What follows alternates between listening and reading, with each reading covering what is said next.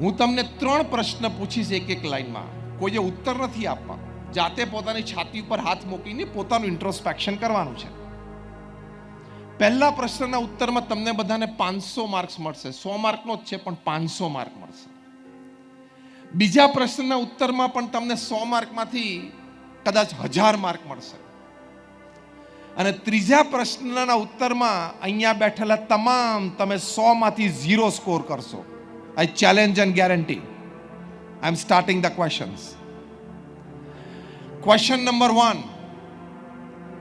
Give me 5 names of IPL players.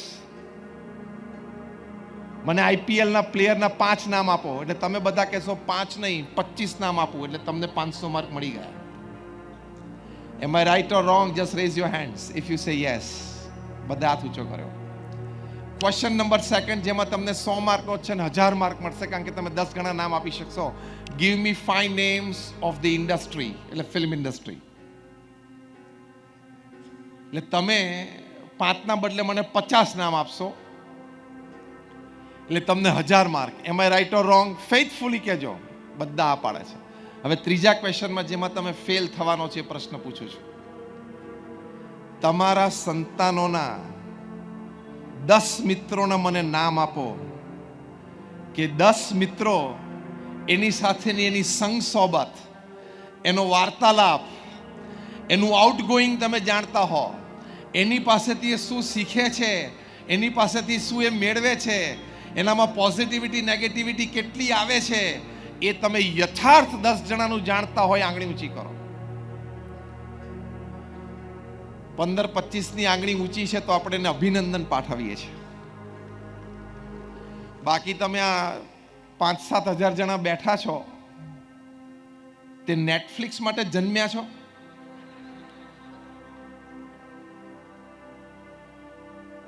R you born for Netflix? એ તમે જે જોવો છો એ ખેલ ઘરમાં જોવો હોય તો એ ચાલુ રાખજો. નેટફ્લિક્સ ઉપર તમે જે ખેલ જોવો છો જાત જાતના, એનો એ જ ખેલ પ્રત્યક્ષ ઘરમાં જોવો હોય તો આ નેટફ્લિક્સ ચાલુ રાખજો. I am talking of all the social medias. તમે આઈપીએલ ને બોલિવૂડના 5-15 નામ આવડતા હોય એની માટે મને કોઈ વિરોધ નથી. May be it's part of information, may be it's part of general knowledge. But when you don't know the names of the friends with whom your children are moving out and what are the learning from them, તમને માતા પિતા રહેવાનો અધિકાર નથી. જેને જેને પણ પોતાના સંતાનોના 10 મિત્રોના નામ નથી આવડતા અને આઈપીએલ ને બોલિવૂડના 10 નામ આવડે છે, એને અત્યારે મારે મોઢે આંગળી ચીંધીને આક્ષેપ મૂકવો છે, તમે માતા પિતા તરીકે લાયક જ નથી. And you will not be able to challenge my statement. ખાલી સંતાનો પેદા કરવાથી તમે માતા પિતા નથી થતા. કેર, કન્સર્ન, કન્સિડરેશન એ તમારા જીવનમાં હોવું જોઈએ. How many of you want કે તમારો સંતાન અબ્દુલ કલામ સાહેબ જેવો થાય, ડોક્ટર વિક્રમ સારાભાઈ જેવો થાય? Just raise your hands. He contributes and he is a character. તેની માટે તમારે સમય આપવો પડે. પ્રમુખ સ્વામી મહારાજ એમના વિશાળ અનુભવ પરથી કહેતા. કેટલો અનુભવ પ્રમુખ સ્વામી મહારાજને એમના જીવનમાં. 51 વર્ષની ઉંમરે તો એમણે એમની કારકિર્દી ચાલુ કરી કહેવાય, કારણ કે ગુરુપદે આવેલા. 51 થી 95 વર્ષની ઉંમરે એ 45 વર્ષમાં એ દુનિયાના 60 દેશોમાં 18,000 ગામો અને શહેરોમાં જાતે ગયા. વ્યક્તિના જીવનમાં ચારિત્રની દૃઢતા કરાવવા માટે, સમાજ ઉત્કર્ષ માટે. 51 થી 95 વર્ષની ઉંમરની વચ્ચે એમણે 7.5 લાખ પત્રોના લેખિત જવાબ આપ્યા. લોકો એમને પત્ર લખતા વ્યક્તિગત પારિવારિક પ્રશ્નો માટે, વ્યવસાયિક પ્રશ્નો માટે. એના ઓથેન્ટિક જવાબ, સીધું માર્ગદર્શન, ખાલી બ્લેસિંગ્સ નહીં. એટલે 7.5 લાખ પત્રોને એમણે જવાબ આપ્યા. At an unbelievable average of reading and answering more than 70 letters a day without a Sunday for 45 years. 45 વર્ષ સુધી રોજના 70 પત્રો એમણે વાંચ્યા અને ઉત્તર આપ્યો. 18,000 ગામો અને શહેરોમાં ફરતા ફરતા 3.5 લાખ ઘરોમાં એમણે જાતે પધરામણી કરી અને પરિવાર સાથે બેઠા. પ્રમુખ સ્વામી મહારાજની ઉંમર જ્યારે 75 વર્ષની હતી ને 80 વર્ષની હતી ત્યારે પણ રાત્રે 12 વાગ્યા સુધી આદિવાસીના ઝૂંપડામાં બેસીને પરિવારને સંસ્કૃત કરતા અમે આ આંખે નજરે જોયા છે. What an effort, what an experience of the society. જનજીવન અને જનમાનસ અને જનસમાજનો કેવો મોટો અનુભવ. 40 લાખ લોકોને વ્યક્તિગત મળ્યા છે અને એમના પ્રશ્નો સાંભળ્યા છે અને એના પ્રશ્નોનું નિરાકરણ આપ્યું છે. અમારા જેવા 1200 સંતોને દીક્ષા આપી. એમાંથી 800 થી પણ વધારે સંતો graduates, post graduates, chartered accountants, doctors ને એન્જિનિયર્સ છે. અમારા 150 થી પણ વધારે સંતો they are Born American and British citizens. 50 થી પણ વધારે સંતો Stanford, Harvard, Carnegie melon, Yale અને કિલોંગ જેવી ઇન્સ્ટિટ્યૂટ્સમાં ભણ્યા છે. અમારા ઘણા બધા સંતો 25 વર્ષની ઉંમરે $1.5 લાખ સેલરી માઇક્રોસોફ્ટ, ગૂગલ અને નાસામાં છોડીને આવ્યા છે. અમે તમને એટલા માટે વાત કરી કે તમને એમ ના લાગે કે ન ફાવ્યું હોય, નહીં જામ્યું હોય, નહીં ગોઠવાણું એટલે અહીંયા આવીને ગોઠવાઈ ગયા. BAPS is a different organisation. આજે એક યુવાનને પોતાની વિચારધારા પ્રમાણે આજીવન સમર્પિત કરવો એ સામાન્ય વાત નથી. હું તમને પ્રયોગ આપું છું. તમારા ટીનેજર, કોઈ તમારો છોકરો હોય 15-17 વર્ષનો, એક કાનમાં બુટ્ટી પહેરવા માંડે, મને એની સાથે વિરોધ નથી. હું તમને ખાલી પ્રયોગ આપું છું કે એક કાનમાં બુટ્ટી પહેરવા માંડે, તમે ખાલી એને સમજાવીને કાનમાંથી બુટ્ટી તો કઢાવી બતાવો. તમારા સંતાનની તમને હેરસ્ટાઇલ ના ગમતી હોય, તમે એકવાર એને હેરસ્ટાઇલ તો બદલાવી બતાવો. આજે રાત્રે એકવાર ખાલી પ્રયોગ તો કરજો, પણ બહુ વાતાવરણ વ્યવસ્થિત હોય ત્યારે જ કરજો. એ તો કાયમ માટેની મર્યાદા તૂટી જશે. અને પ્રમુખ સ્વામી મહારાજ અમને 1200 જણાની અમારી હેરસ્ટાઇલ લાઈફ ટાઈમ પરમેનન્ટ ફેરવી નાખી. એ સામાન્ય વ્યક્તિ કહેવાય. અને 1300 સંસ્થા ઊભી કરી. ચંદ્રેશભાઈ, કેતનભાઈ, તમે 2 સંસ્થા ચલાવો છો તમારું પરિવાર, એટલે તમને ખબર પડે છે કે સાંજ કેવી રીતે પડે. પ્રમુખ સ્વામી મહારાજે સિંગલ હેન્ડેડલી 45 વર્ષમાં 1300 સંસ્થા ઊભી કરી. 1300 hospitals, hostels, schools, colleges, community centres, સંસ્કાર કેન્દ્ર, હરિમંદિર્સ, મંદિર્સ અને અક્ષરધામ. 1300 સંસ્થાઓ 45 વર્ષમાં. તમને અહીંયા અડાજણમાં મોટું BAPS સ્વામિનારાયણ મંદિર બંધાયું, એ 96ની સાલમાં એક એ સંસ્થા. એની બાજુમાં એક શૈક્ષણિક સંસ્થા, અમારી હોસ્ટેલ છે, બીજી સંસ્થા ગણવાની. પાછળ પ્રમુખ સ્વામી મહારાજ હોસ્પિટલ છે, ત્રીજી સંસ્થા ગણવાની. એવી 1300 સંસ્થાઓ. એટલે દર 15મા દિવસે એક સંસ્થા પ્રમુખ સ્વામી મહારાજે ભેટ આપી. Now listen carefully what I am talking the next 5 sentences. દર 15મા દિવસે એક જમીન સંપાદન થવી. એ જમીનના કાગળિયા ક્લિયર કરવા, લીગલી ગવર્મેન્ટમાં પ્રોસિજર્સ પૂરા કરવા. એ જમીન ઉપર શું કરવું છે અમારા BAPS ટ્રસ્ટી બોર્ડમાં નક્કી થાય. Hospital, hostel, school, college. અમે નોન પ્રોફિટ ઓર્ગેનાઇઝેશન છે, એટલે ફંડ્સ રેઝ થાય સોસાયટીમાંથી. આર્કિટેક્ટ છે, પ્લાન્સ ડિઝાઇન કરે, એ પ્લાન્સ લોકલ ગવર્મેન્ટ બોડીઝમાં ક્લિયર થવા. ટેન્ડર્સ ડિશ આઉટ થાય, ટેન્ડર પાસ થાય, ખાતમુહૂર્ત થાય, કોન્ટ્રાક્ટર નક્કી થાય. એક કોન્ટ્રાક્ટર બાંધકામ શરૂ કરે, 2-5 માળની ઇમારત નક્કી બંધાઈ જાય. એમાં 5-15 અમારા સમર્પિત સ્વયંસેવકો જોઈએ, એ મળી જાય. બીજા 50 થઈ જાય. એ સંસ્થાનો ઉદ્ઘાટન સમારોહ થાય અને સંસ્થાને સમાજની સેવા મૂકી દેવાની. આ જમીન સંપાદનથી માંડીને ઉદ્ઘાટન સમારોહ સુધીની આખી વાર્તા મેં તમને કરી. એ પ્રમુખ સ્વામી મહારાજે દર 15મા દિવસે 45 વર્ષ સુધી કરી. એટલે એટ એની ગિવન ટાઈમ, અત્યારે પણ હું જ્યારે તમારી સામે ઊભો છું, આજે 4 ફેબ્રુઆરી 2023, ત્યારે પણ BAPS સંસ્થામાં 80 થી પણ વધારે સંસ્થાઓનું બાંધકામ ઓલ ઓવર વર્લ્ડ ચાલુ છે. આ લેવલનું એમને કામ કર્યું છે.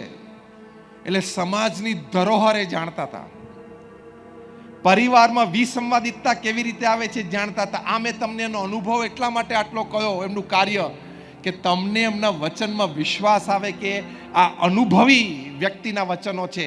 એ પ્રમુખ સ્વામી મહારાજ એમ કહેતા, 3.5 લાખ પરિવારને મળ્યા પછી, 40 લાખ લોકોને વ્યક્તિગત મળ્યા પછી, 7.5 લાખ પત્રોને ઉત્તર આપ્યા પછી, 1300 સંસ્થાઓ ઊભી કર્યા પછી, કે રોજ રાત્રે, I am quoting him not just word to word but letter to letter, Pramukh Swami મહારાજ કહેતા, રોજ રાત્રે અડધો કલાક માતા પિતાએ, દાદા દાદીએ સંતાનો, પૌત્ર પૌત્રી સાથે બેસી અને એમને આધ્યાત્મિક સંસ્કારો આપવા જોઈએ.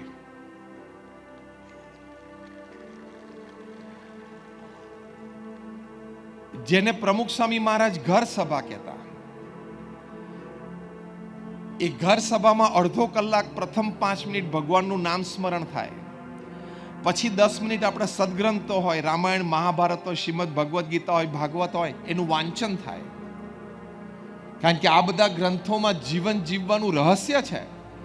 Indian Institute of Management Ahmedabad, જે અત્યારે દુનિયાની નંબર 1 છે ઇન્ટરનેશનલ રેટિંગમાં as a B score, ahead of Harvard and Stanford, એમાં 2 વર્ષ પહેલા ઓફિશિયલ કોર્સ ઇન્ડક્ટ થયો, management lessons from Shrimad Bhagavad Gita. બધું જ આ ગ્રંથોમાં છે. તમે 10 મિનિટ એનું વાંચન કરો, પછી 5 મિનિટ આપલે કરો કે કોને શું વાત ગમી, પછી 5-10 મિનિટ તમે ડેઝ હેપનિંગ શેર કરો. પિતા હોય ઓફિસમાંથી કંઈ કામ ધંધામાંથી કંઈ સારી જાણવા જેવી વાત હોય, માતા હોય વાત કરે, વડીલ કોઈ વાત કરે, બાળકો સ્કૂલની વાત કરે, અને પછી તમે ભગવાનની આરતી કરીને તમે છૂટા પડો. અને પ્રમુખ સ્વામી મહારાજ ઘર સભા કહેતા. અને અગેન એમનું એક કોટેશન હું તમને કહું છું. એ પોતે કહેતા કે ઘર સભાથી વિશ્વ શાંતિ થશે. આ શબ્દો મેં સાંભળ્યા એટલે મને એમ થયું કે હું થોડી રિસર્ચ કરું. રિસર્ચમાં એક વાત મળી, યુનિવર્સિટી ઓફ કોલંબિયાની. યુનિવર્સિટી ઓફ કોલંબિયા અમેરિકાએ 10 વર્ષ સુધી એક વાત ઉપર સર્વે કર્યો, અને સર્વે બહુ સાંભળવા જેવો છે. માતા પિતાએ સંસ્કાર આપવા જોઈએ એ બાબતે આપણે અત્યારે વાત સમજી રહ્યા છીએ, અને એ સંસ્કાર પ્રદાન માટે ઘર સભા એક ઉત્તમ માધ્યમ છે. એ પ્રમુખ સ્વામી મહારાજનો અનુભવ અને વચન છે. યુનિવર્સિટી ઓફ કોલંબિયાએ 10 વર્ષ સુધી સર્વે કર્યો દુનિયાના 110 દેશોમાં, 1 લાખ પરિવારોમાં, across caste, creed, colour, religion, nationality. સર્વેમાં મુખ્ય મુદ્દો શું હતો? અને એક જ હતો કે જે પરિવારો માટે ભગવાન પ્રત્યેની શ્રદ્ધા છે, ધાર્મિક વિધિ વિધાન નિત્ય થાય છે, અને પરિવારજનો બધા સાથે બેસીને સંસ્કૃતિની વાતો, મૂલ્યની વાતો, દેશની અસ્મિતાની વાતો, સમાજ સેવાની વાતો, ભગવાનમાં શ્રદ્ધાની વાતો આવી પરિવાર સાથે બેસીને કરતા હોય, અઠવાડિયે 1 કે 2 વખત, એવા પરિવારોમાં, અને જે પરિવારોમાં આ બધું નથી થતું, એ બંને પરિવારોમાં સંતાનોના ઉછેરમાં, સંસ્કારમાં અને વિચારધારામાં શું તફાવત છે. વન્ડરફુલ સર્વે. 10 વર્ષના સર્વે પછી યુનિવર્સિટી ઓફ કોલંબિયા, હજી તમે એમની વેબસાઇટ ઉપર આ રિપોર્ટ વાંચી શકો છો, એમણે કન્ક્લુઝન પેપર તૈયાર કર્યું. આખું કન્ક્લુઝન પેપર તો તમે કદાચ વાંચશો ન વાંચશો, એના જિસ્ટ 4-5 પોઈન્ટ હું તમને કહું કે જે પરિવારોમાં પરિવારજનો સાથે બેસીને સંસ્કૃતિની વાત, ધર્મની વાત, સમાજ સેવાની વાત, દેશ સેવાની વાત સાથે કરતા હતા, પોતાના દેશની અસ્મિતા જાગૃત થાય એની માટેની પણ દેશના ઇતિહાસની વાતો, એટલે સંસ્કૃતિ, સમાજ સેવા અને ધર્મ, બધી વાતો એલ્ડર જનરેશન યંગર જનરેશનને કરતી હતી અઠવાડિયામાં 1 કે 2 વખત. એ પરિવારના સંતાનો ને પ્રથમ લાભ હતો, જે પરિવારોમાં નથી થતો એના સંતાનો કરતા. પ્રથમ લાભ એ હતો કે એમનું academic performance was 15 to 35% better than the children of the non-believer family. આ મોટો લાભ છે કે નહીં? ટેલ મી a yes or no. 15 થી 35% તમારા સંતાનોનું એકેડેમિક પરફોર્મન્સ વધી શકે છે. તમે માતા પિતા અને વડીલો ઘરમાં એમને લઈને બેસીને આવી વાતો એને કરો તો. બીજું આ સર્વેમાં નોંધાયું છે કે the children of the believer family એટલે believer in religion, believer in culture, believer in tradition, believer in social service, believer in national service. એટલે આપણે believer and non-believer family એવી રીતે વાત કરશું કે the children of the believer family had an advantage over the children of the non-believer family. that they had 30 to 50% lesser risk of getting addicted. આ સંસ્કાર થયા કે નહીં? 30 થી 50% શક્યતા ઓછી હતી આવા પરિવારોમાં કે એના સંતાનો છે એમને કોઈ વ્યસન લાગી જાય.